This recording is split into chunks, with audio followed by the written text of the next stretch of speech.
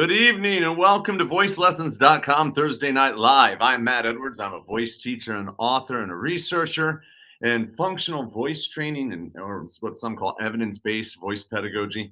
The idea is that we use knowledge and information from actual research and from the scientific community to inform how we train singers.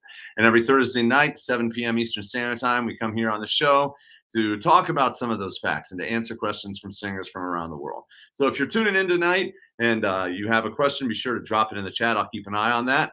We're going to start off with some of the questions that has been submitted this week. And the first comes from Amy, who asks, can a person who is not good at singing become a good singer? And Amy, the answer is yes. There are many, many, many, many people out there who think that they can't sing, who actually just lack the training necessary to sing. And the only reason they need training is because somewhere along the line, somebody made some bad comments about their voice or shamed their singing voice and made them doubt their ability. You see, human beings naturally sing. In fact, if you look at infants, they start cooing and vocalizing in melodic patterns before they start speaking. And if you look at stroke victims who are, having a difficulty with speech, a lot of times you can get them singing a melody or humming along and then eventually begin to speak that way, which indicates the brain is more primed for singing vocalizations than actual speech. We also know that patients with Alzheimer's, once they hear music, a lot of times they'll start humming along and they'll start regaining memories attached to that particular song. So music's a magical part of our being, and it is very much ingrained part of being human. But a lot of times when you're young, you might be singing and somebody will make a comment about your voice, and then you'll start to judge your own voice and start thinking, well, am I good or am I not good? Or you'll hear other people talking about, well, that person's voice is nasally or that person's voice is off pitch. And then you'll start to question whether that applies to you as well. And as soon as that question cycle starts happening, then you start to hold back when you sing. And then you start to create compensatory tensions. So those are the things that we do to compensate. And when we start making those kind of grabbing maneuvers in our throat or our tongue or our jaw, we end up messing things up. And then we end up pushing and shoving on our vocal folds to try to make sound. And we end up off pitch with a bad tone. And we start thinking we can't sing. When the reality is you just need to return to a free state of being in your throat that allows you to express yourself musically. And so, Amy, the way to think about singing is not necessarily a talent-based way. That's a fixed mindset. Fixed mindset is I was either born with talent or I wasn't, and that determines my entire future as a singer. The truth is you really need to have a growth mindset because singing is a motor skill. Okay, so motor skills are those things that we learn to do with our bodies. So, like bowling, that's a motor skill. Swinging a bat for baseball, motor skill. Swinging a golf club, motor skill. Even running and not falling over, that's a motor skill that you develop, through life. Usually, as a toddler, you get to that point where you can start to run, and then if you continue to run for the rest of your life, you get better and better at it. Well, singing's a motor skill. And so once you start singing, you're going to kind of stumble at it a little bit. But if you keep at it and you keep working on getting your voice to do the things you want it to do, you're going to start reaching little milestones along the way, like being able to sing on pitch, expanding your range, getting more power, being able to vary your dynamics, being able to get your vowels to be clear enough that people understand them, and figuring out how those vowel choices and consonant choices switch amongst different styles. And as you do that work, and you build that motor skill, you're going to get better and better and better. And you should start feeling like you are a good singer and not a bad singer. So, Amy, keep at it. Don't give up. We get questions like this a lot. I've helped many singers overcome their barriers. I even had an email that came through about 5-6 years ago from one of my first voice students ever who thought he was tone deaf. And I taught him how to sing on pitch. And he's now a praise and worship leader at a church. And he was just thanking me for not giving up on him. And, that was one of the best emails I think I've ever gotten, is somebody who thought they couldn't sing, who discovered that they could. So never give up. It's a motor skill. And yes, you can absolutely learn how to sing. All right. So the next question comes in from, I believe the pronunciation of this name is Karis. And if I have that wrong, I apologize. Karis says, I feel tightness under my chin. How do I fix that? Okay. So that tightness that you feel is usually one of two things. It's either your larynx pressing up into the bottom of your jaw, or it's the muscles underneath, in between your jaw bones that connect from your chin back to your larynx, called the submandibular muscles. All right. And those submandibular muscles can tighten up and can wreak havoc in your singing. So let's talk first about the possibility of a high larynx. A lot of times, if the singers carry too much power, too much pressure into the upper part of their voice, what happens is their voice box or their larynx moves up along the way with the pitch and it starts shoving into the base of the tongue, and you feel a tightness down here. It doesn't feel good. When that's happening, what the singer needs to do is what we call balance their registration. So, registration is a term we use to describe the vibrational modes of the vocal folds. We can have chest, which means the vocal folds are really thick and they create a really buzzy sound and they're pressed together firmly. Or we can be in a more head dominant place, which means the vocal folds are barely touching and is more of a breathy quality. So, chest would be breathy, or heady would be. Now, if a singer is going up and they're pulling chest voice, they're shoving their chest voice up, it'd be something like this. Yeah, yeah, yeah, yeah. And you'll feel that feeling right here underneath your chin. That's your larynx going too high. In that case, what we want to do is, instead of taking that pure feeling, we want to lighten up. Get more yeah, yeah, yeah, yeah, yeah, more exhale feel. And so, in order to do that, what you're going to want to do is start training your voice to realize that in those upper pitches, wherever you're feeling that tightness, that it doesn't have to grab and squeeze to get sound out. And the way to do that is to take head voice down and work around that part of your range. So I take a really breathy pitch from above the note that I'm having problems with and carry it down.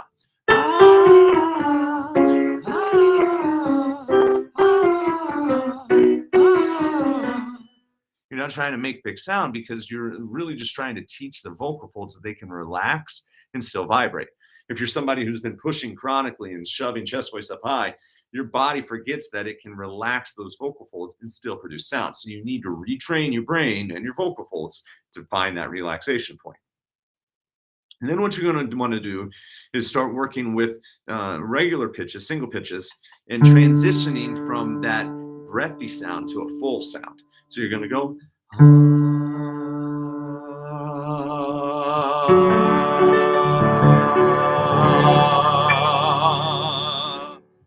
And when you're doing that breathy to full voice, what you're doing is you're training the muscles responsible for vocal fold vibration, how you want them to function.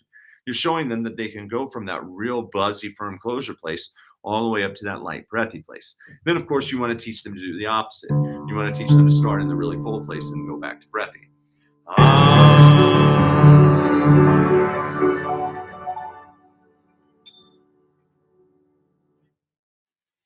Then you want to teach them to go between the two. So starting off full to breathy to full. And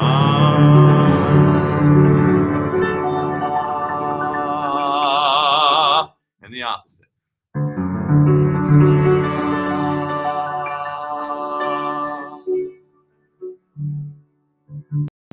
You've met that kind of movement on single pitches, you're then going to integrate that onto your arpeggios. So we're going to start full and lighten up.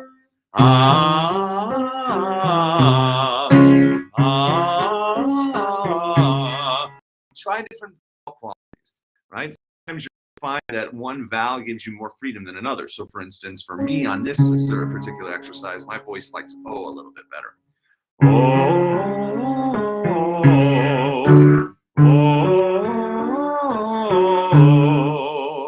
Just trying to get your voice to work without any extrinsic muscular activity.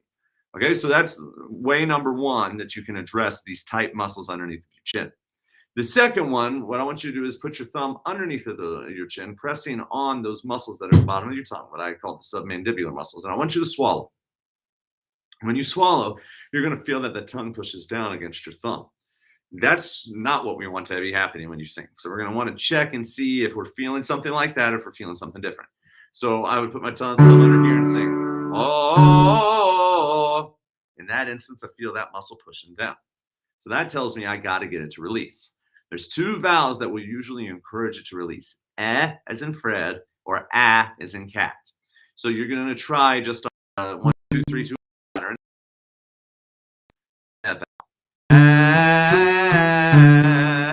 If that frees up underneath your vowel. If that doesn't free up, you're going to try ah. Ah. If that frees up the muscle, then that's your secret vowel. If neither one of those are doing it for you, keep trying it. I want you to think that your tongue is slightly relaxing or moving forward, and it's widening, not narrowing. And it should start to find a softness underneath here that'll let you know that those muscles are letting go. Then what you're going to do is you're going to work through your range on whatever valve is working best for you, trying to get this muscle to like.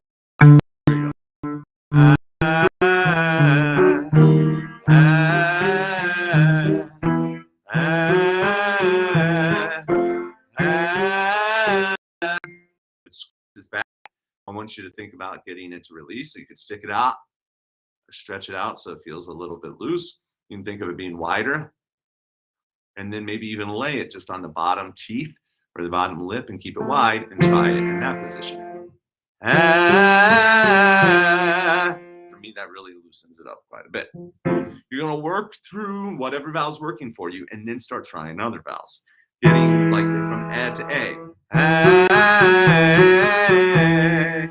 And you're going to find what's the smallest amount of movement necessary to transform to the next valve. Okay? Work through all your valves and then pick a song where it's starting to be problematic for you. And in the song that's a problem, you're going to sing with your thumb under here on whatever your favorite valve is. So we would do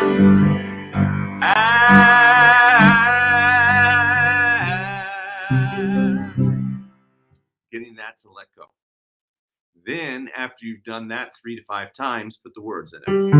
We both lie silently still in the dead of the night. You should feel this muscle begin to let go. Okay? That should get rid of that pressure underneath of your chin. So try those two things. Looking at your registration and addressing the submandibular muscles. If you feel like the tongue is really probably the problem spot, be sure to go back and look through our archives over on our YouTube channel, over on our Facebook page, and you will find plenty of videos from these Thursday night lives where we're talking about tongue tension. And those are full of exercises you can try to also address this issue to help you break through this barrier and start feeling a little bit more freedom in your throat. Okay? Thanks for the question, Karis. The next question comes from Pato. And he writes in, I've read about using corks in between front teeth and molars. Can you explain? Sure. So these are two different exercises that are written about in a lot of pedagogy books. And I talk about them in some of my live workshops and use them in master classes I do as well. Now, I don't have a cork here. What he's talking about is like a wine cork. Wine corks are about 3/4 of an inch thick. And that's a good amount of opening. If you can find one that's a little bit smaller, that might even make it easier to do this exercise. What you're going to do is you're going to take the cork and you're going to place it in front of your teeth. So I'm going to use my thumb for now. You're going to place it right there. And then with it in that place, you're going to vocalize. And what's going to happen is that's going to prevent you from biting down and clenching the masseter muscle and the temporalis muscle that help bite down. Okay? When you feel the resistance of that cork, it's not going to feel good. So your body's going to stop trying to bite down and it should start to relax around the cork. Now you got to be careful because you can create all kinds of compensatory tensions with this exercise. So, if you're doing it and you're thinking, man, maybe this doesn't feel right, I would take a break from it, try it another day. And if you keep running into troubles, try to find a professional voice teacher who's used this exercise before who can show you what to do with it.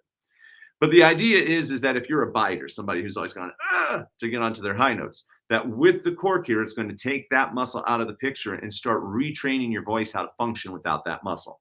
Okay, like this.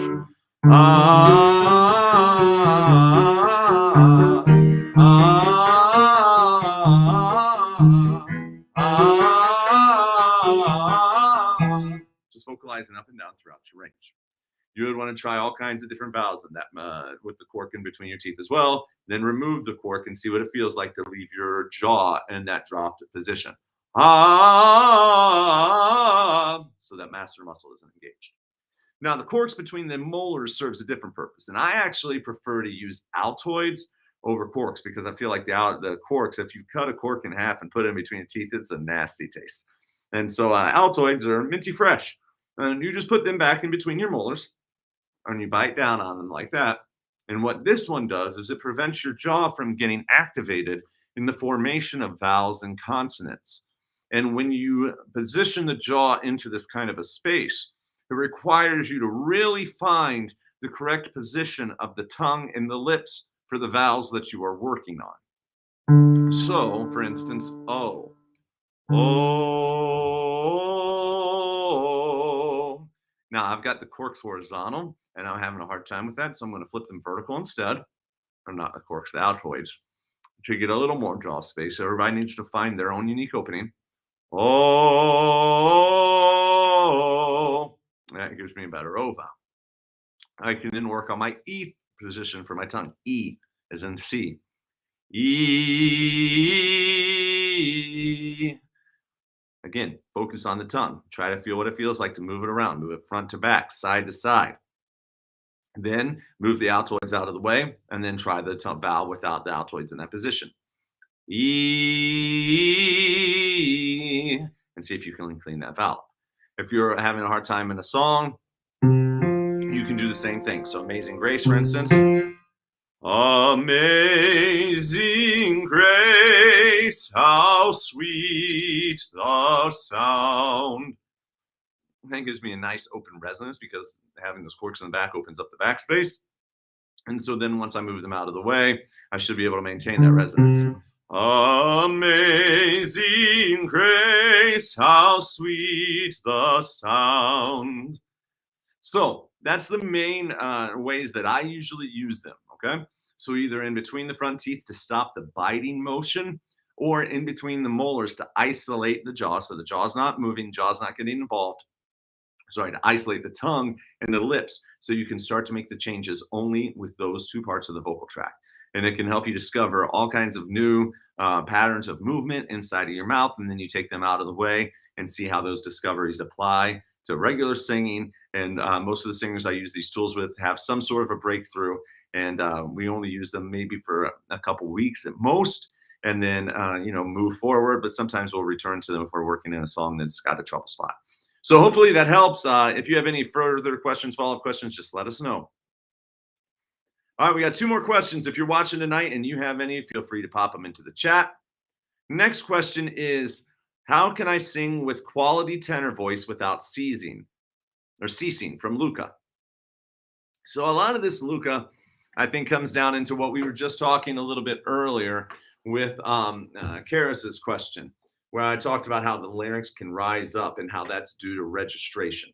So registration is the term that we use to identify different qualities in the voice. And with tenors, a lot of times they end up just trying to squeeze their high notes out, and they try to do it in basically what we would consider a full chest voice, when what would benefit them more would be to allow a little bit of head quality to come into it.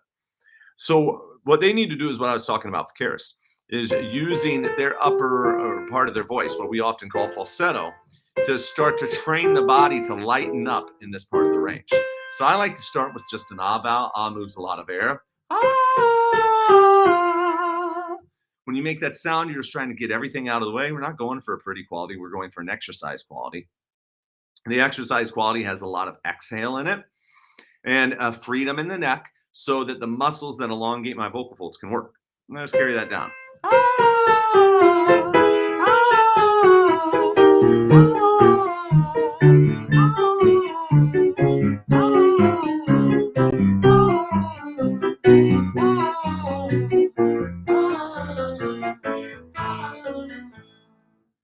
That's starting to teach the body what freedom is.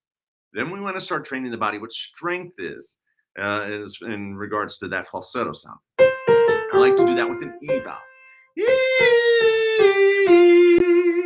Starting to bring the vocal folds a little bit more together, but it's not all the way over to chest.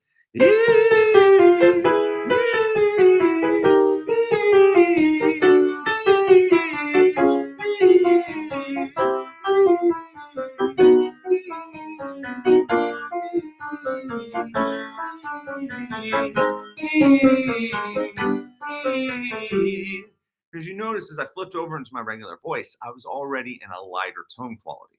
And that's the key to getting a quality voice that doesn't tire easily. Okay. Because when you're carrying up too much pressure, it's going to stop. It's going to get cut off. After that E, I like to then try to take it. So we get that E down into the bottom, and it's a lighter quality, like we found there. That E.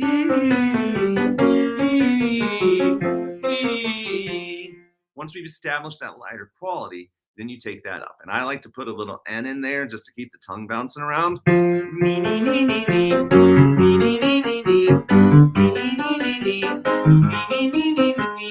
you're just lightening it up. Again, this is not a final quality. This is not a performance exercise. This is a functional exercise. one that's looking to improve the function of the vocal folds. So we're just going to focus on function. Yep, that's lightening up. Then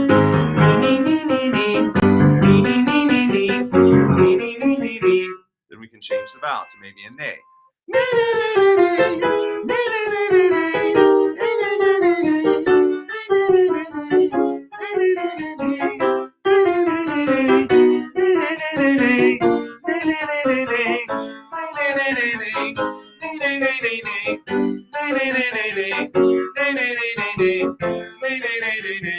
Then when you've lightened up, take that up. You're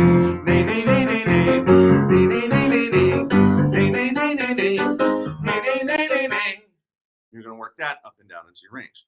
Try all the different vowels with this idea of lightening up and then transitioning over into your regular voice, finding in that modal voice or the speech-like quality a light production, and then carry that production up. And if you keep weaving, Luca, in between these two, it's going to start to free up that upper part of your range. And as you free up that upper part of your range, you should start to get better quality, right? Because you're not pushing up so much power or weakness in that part of the range. Your muscles should relax out of the way because you're getting the vocal folds to do the work instead of the compensatory muscles. And that should end up improving your stamina so you don't feel like your voice is cutting out on you at any point. Okay? Last question of the night. What are some good ways to warm up before you sing? I thought this was a great question. So what we're going to talk about is this warm-up series that I use with my clients all the time. And it's based off of the work of voice scientist Ingo Tietze.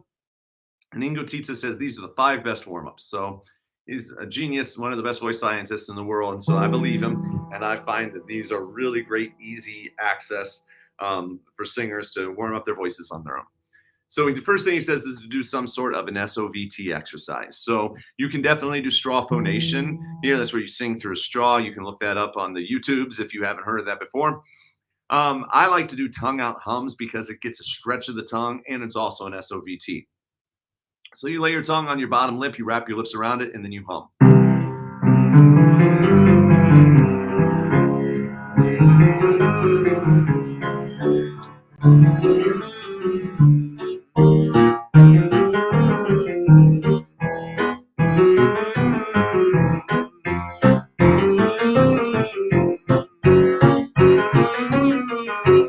Just taking it up and down throughout the range.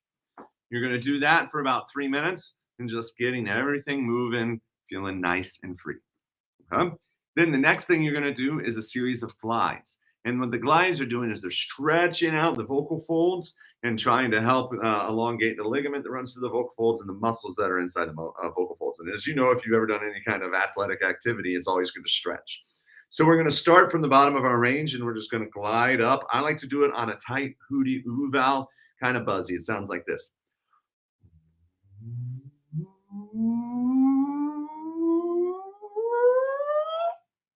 And then take the same thing down.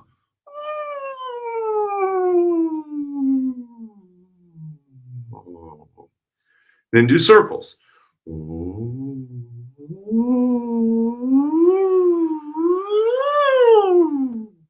Then take the circles down.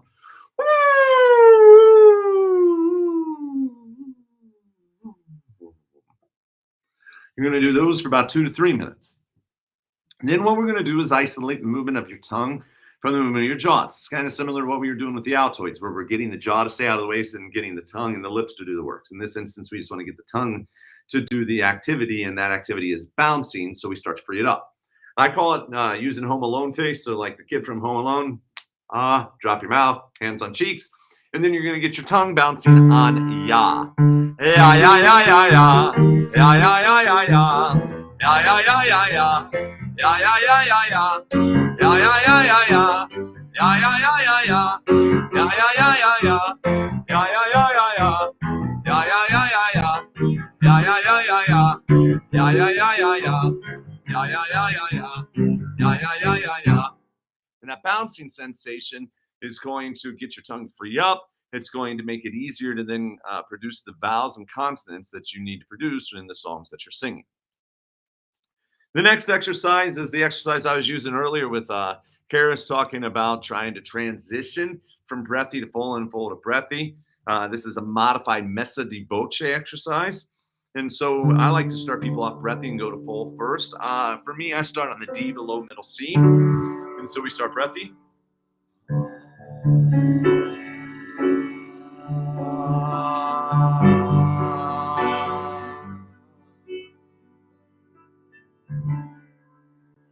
And then take it up the scale.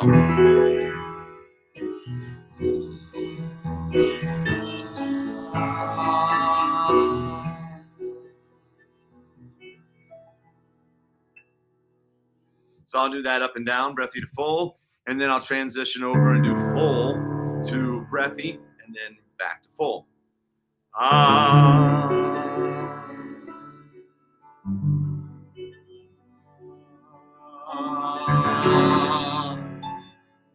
And again, that's just getting the 5 muscles inside of your larynx that are responsible for pitch and the register to learn how to work together in a coordinated pattern so that way you can produce any sound that you want.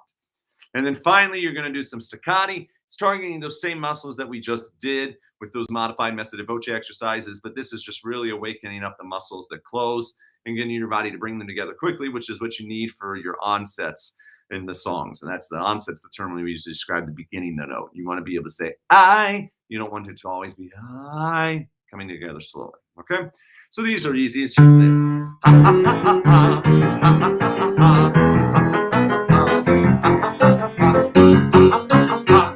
Take that up and down throughout your range. It's also good because laughing gets these muscles to release a little bit. So it's getting your throat muscles to release. It's activating those vocal fold muscles and awakening them. Like I said, again, it's going to make it easier for your onsets. And then, of course, the releases for singing as well.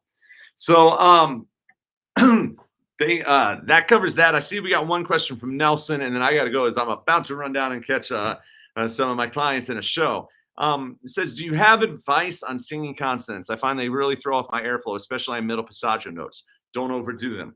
A lot of times singers are overdoing their consonants. In classical singing, you do that because you don't have a microphone and you need to be able to acoustically project. But I'll see people saying like, I just died in your arms tonight. And they'll go, I just died. And they'll hit that D really hard. Hitting that D hard definitely pressurizes everything and it throws off your airflow and it gets in the way, especially in that passaggio. So in those moments, you want to just flick the tongue. I just died in your arms tonight.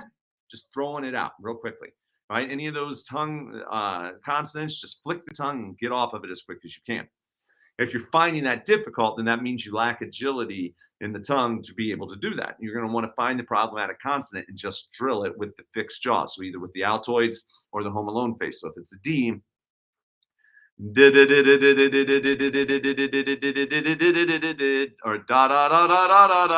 da da da, just getting the tongue to flip. If it's a T, same thing, right? Any consonant that's getting in your way. You also want to watch out for consonants like K's and G's for the G. Those often draw the tongue back because in normal speech, the tongue goes into contact with the soft palate. We want to try to shift it as far frontal as we can to get it to more hit up against the hard palate than the soft palate. So instead of ka, right? So I want some cookies. We want cookies on the front of your mouth versus you want to alternate between those two and then shift your case towards the frontal one. And when you do that, you should start to see that it gets out of the way of the airflow and stops bothering you. And, you know, when in doubt, especially in commercial styles, just soften the consonants, soften the consonants. The microphone's already going to amplify them. You don't need to be trying to amplify them acoustically. All right. Thanks for the question, Nelson. And I want to thank everybody for tuning in tonight. Like I said, I have to go catch a holiday show. And so I'm going to have to sign off here. But I want to thank Mike over at voicelessons.com for inviting me to come on and do the show each Thursday night. He'll probably be joining me next week. He's right now working on some exciting updates that we can't wait to share with you. If you have any questions you didn't get a chance to ask tonight, be sure to send us a message over through either Instagram, our Instagram account, or our Facebook account, and we'll add it to the list and we'll throw them up next week. So thanks for tuning in. We'll see you next Thursday night.